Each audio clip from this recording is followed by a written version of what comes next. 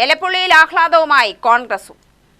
ബ്രൂവറിക്ക് അനുമതി നിഷേധിച്ചതിൽ പഞ്ചായത്ത് ഓഫീസിന് മുന്നിൽ DCC അധ്യക്ഷൻ A. തങ്കപ്പന്റെ നേതൃത്വത്തിലാണ് ആഹ്ലാദം പ്രകടിപ്പിച്ചത്.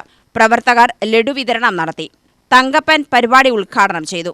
ജനങ്ങൾക്കെതിരായ ഏതു പദ്ധതിയും നിലനിൽക്കില്ലെന്ന് അദ്ദേഹം പറഞ്ഞു. നിലവിലുള്ള പഞ്ചായത്ത് അംഗങ്ങളും കൂടിയുണ്ട്.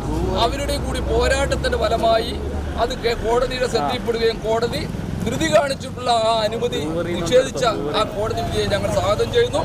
അതോടൊപ്പം തന്നെ ഈ കമ്പനി ഈ ഗവൺമെന്റിലും ഇതിന്റെ ബന്ധപ്പെട്ട മന്ത്രിക്ക് ഉൾപ്പെടെയുള്ള ആളുകൾക്ക് കൊടുത്തിട്ടുള്ള തുക, അതോടൊപ്പം തന്നെ ഈ എലപ്പുള്ളി പഞ്ചായത്തിന്റെ ഈ നിലവിലുള്ള ഭരണസമിതി വരാതിരിക്കാൻ ആ പ്രതിപക്ഷത്തിന്റെ അന്നത്തെ ഇപ്പോഴത്തെ LDF സർക്കാർ ആളുകൾക്കും BJPക്കാർക്കും സാമ്പത്തിക സഹായം കൊടുത്ത് ഈ ബോർഡ് അട്ടിമറിച്ച അവരുടെ സാമ്പത്തിക സഹായം പോയി അവർ കൊടുത്ത തുക പോയി എന്നല്ലാതെ ഇനി ഒരു കാരണവശാലും ഈ പഞ്ചായത്ത് മാത്രമല്ല ഇങ്ങോട്ടുള്ള പുതുച്ചേരി പഞ്ചായത്തും ഈ പറയുന്ന BJP CPM കൂട്ടുകെട്ടിന് ഭയങ്കര സാമ്പത്തിക സഹായം ഈ കമ്പനിയാണ് കൊടുത്തത്.